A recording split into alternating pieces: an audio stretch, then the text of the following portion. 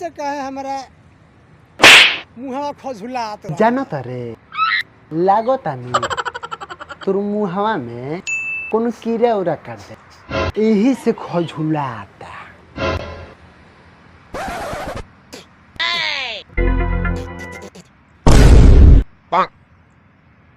भाई लोग तो वही से हमारा भोर ही से मुहवा खजुलात रहला।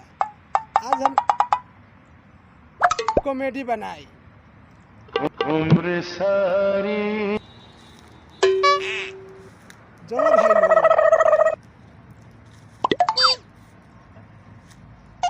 क्या करब दूर जा तनी पानी गिरा ली आज बनी जंगल में। ओह नो निकल रे एक काम कर ना ओकरा के निकल ससुरा कहीं क्या लकड़ी लगाई के निकाल निकल।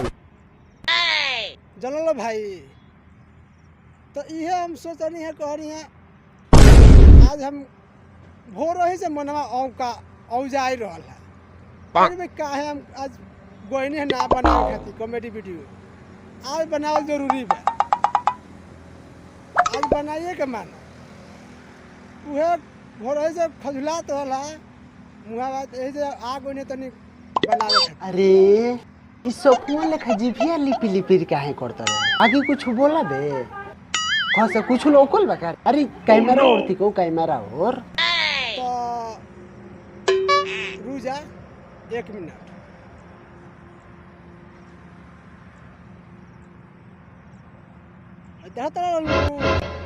भाई लो देख लो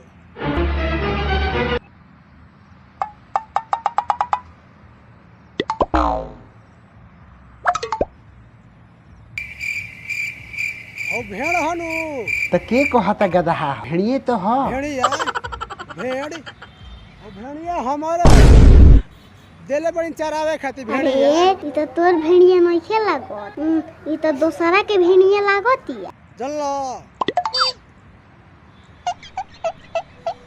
भेड़िया मोर दूध देली स तो के कहता पानी देबेली स दूध न देबेली स दूध देबेली स त पीऊ पियत काहे में खीस।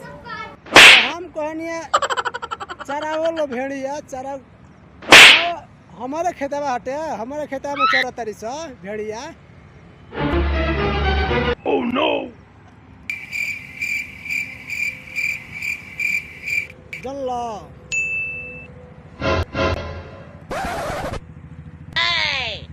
ये बात बा।